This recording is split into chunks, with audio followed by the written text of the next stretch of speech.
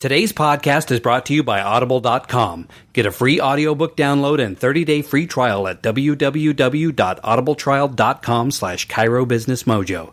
Over 180,000 titles to choose from for your iPhone, Android, Kindle, or MP3 player. Welcome to the Chiro Business Mojo podcast, where we deconstruct the methods, marketing, and mindset of successful business people and chiropractors from around the world. And now your host, Dr. Richard Day. Yes, it's true. I am Dr. Richard Day, and this is the Chiro Business Mojo podcast. Thanks once again for checking in with us.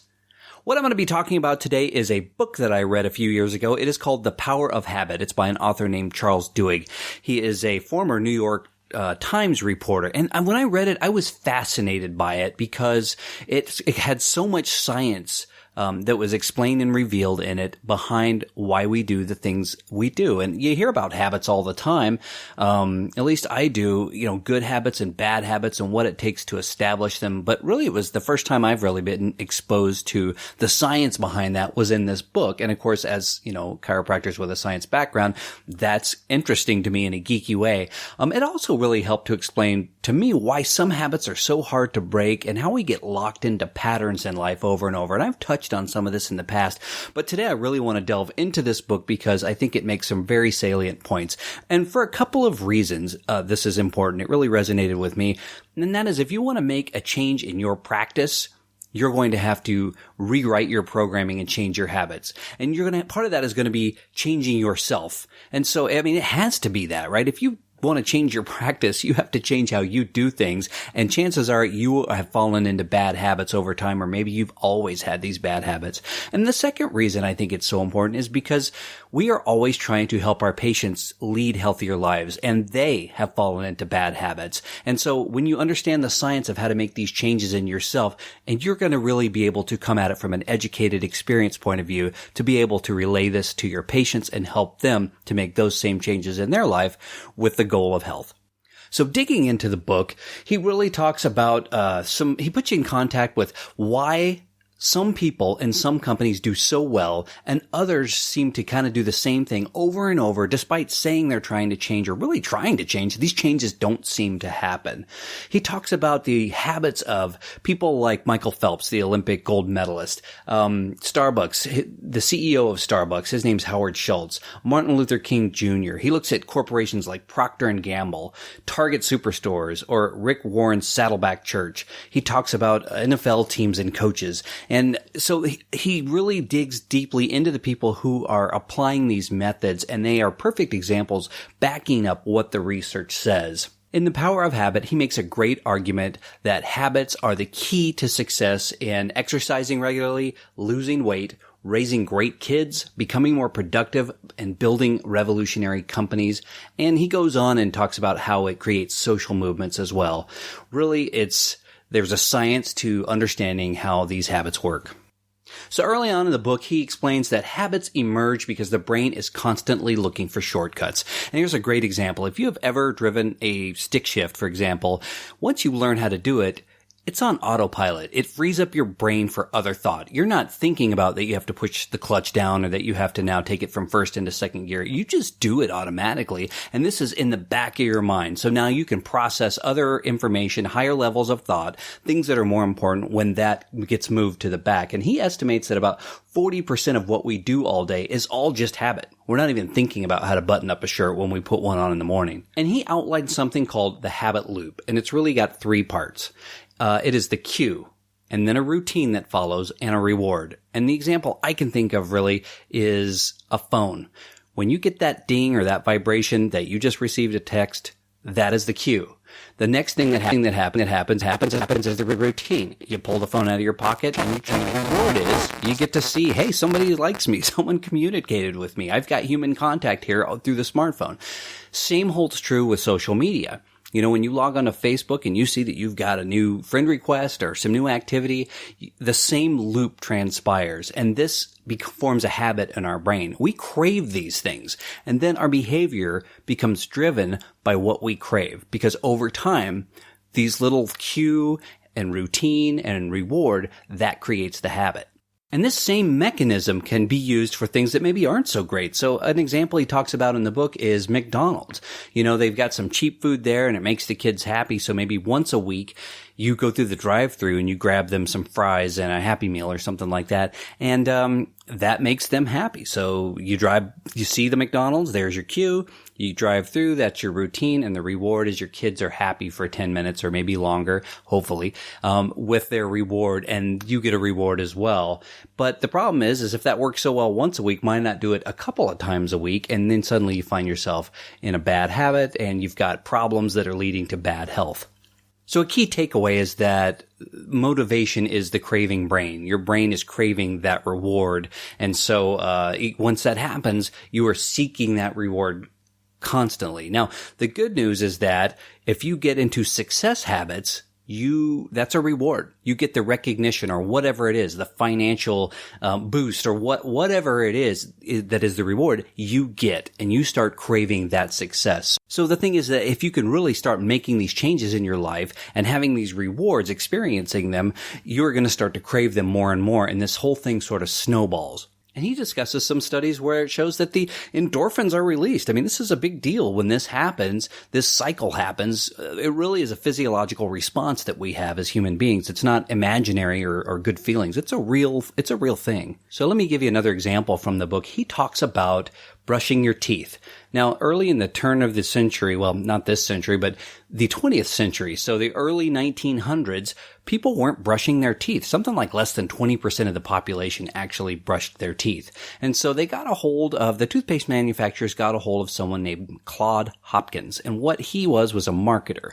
And he looked at it and he said, well, I think we need to establish something that is a reward for brushing your teeth. And so there's a little bit of acid, and I can't remember the exact kind, that got put into toothpaste that gives it that tingle. It's still used in toothpaste today.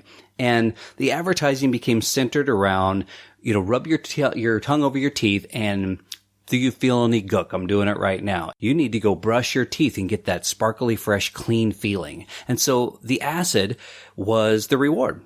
That clean feeling that you felt after that. So the cue was rub your tongue over your teeth. If they feel like they need to be brushed, the routine is you go brush them, and the reward is you get that minty sort of tingly feeling afterward. It was very powerful. And now, it's pretty much unheard of that people don't brush their teeth. It was a very successful advertising campaign, and it used this simple formula back in the day.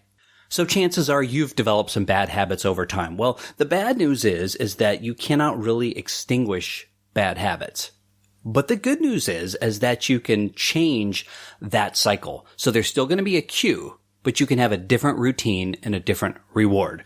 And he discusses how Alcoholics Anonymous have used this. So there's usually a cycle, there's stress or something like that in someone's life that triggers them to drink. And then that's the routine, is that they drink, and then their reward is that they get stressed free and they sort of, chill out and mellow out and all of that stuff. So what AA has done over the years and been very successful at is replacing the routine and the reward with something else. And in the book, they mentioned that a belief in God is a really big deal, a part of that success. And the real magic that he explains is that it's the belief in something bigger than that person that is helping them. And when they get that little bit of hope, and then they have some success because of it, that's their reward. And then over time, this snowballs. And again, you've got someone who is maybe still having those same cues like stress or whatever it is in their life, but they've actually got a different routine and a different reward, and they've become addicted to that instead. Another thing he talks about is how important group psychology is. So, hey, if it worked for that guy, it could work for me too. And how powerful this community, or a community creates belief. And we see that all the time in advertising, testimonials, even on our own websites. If someone writes us a great Google review or something like that, no one wants to be first. But if you go and you say, hey, I identify with this guy's person, I bet that could work for me. And another part of that is that if you are part of a group, and in AA, again, you're committing to your success in front of people. So that really helps to build these habits and reinforce them, that accountability aspect of it too. So these are things, as I'm talking about AA and these other examples, think of how you can start applying this to what you are doing, the habits that you want to change. Maybe become part of a group and hold each other accountable. Maybe, look at what other people are doing and the testimonials, the things they have talked about. And if it's that belief that you need, whatever it is that allows you to take that step, that leap of faith to make these changes, start looking at ways to do that. The next thing he talks about is a biggie, something he calls a keystone habit. Now, this is more than just a habit that affects itself. This is the keystone, right? It's the domino that's going to affect the others. And he had a really good example. He talked about families that eat together. The studies show that families who habitually eat dinner together seem to raise children with better homework skills, higher grades, greater motivational skills, and more confidence. And that these small wins that you have really equate to bigger wins over time. These keystone habits encourage change by creating structures that help other habits flourish. So, again, eating dinner with the family, that encourages communication, and that encourages rapport with your parents and openness, and trust. And all of those things lead to what they talk about, the higher grades and all of the good behaviors that kids have just by that one habit. So think of the power in that, right? There's one thing you can do. Start looking around for that, whether it's in your practice or in your personal life. What is that one thing that you can change that is going to have this effect, this ripple through effect on other things? That's where a lot of power lies. Now, the greatest of all of the keystone habits, according to Duhigg, is willpower. And he equates this to using a muscle. If there's that candy sitting there and we just know we can eat it whenever, or we've got a charge card and we know that whatever we want at any given time we could really have, we are not really utilizing the power of saying no, our willpower. We're not doing without. And so that muscle becomes weak and flaccid, and it becomes harder to actually say no to things. And this is why sports for kids is such a big deal, or taking piano lessons, because it's not that they're going to go learn that skill. That can be a great thing if they really have some talent, but it's that you are teaching them the discipline, right? The ability to say no to other things, to say yes to these things, and to force yourself at a certain time to be at a certain place doing a certain activity, even if it's not something that you love.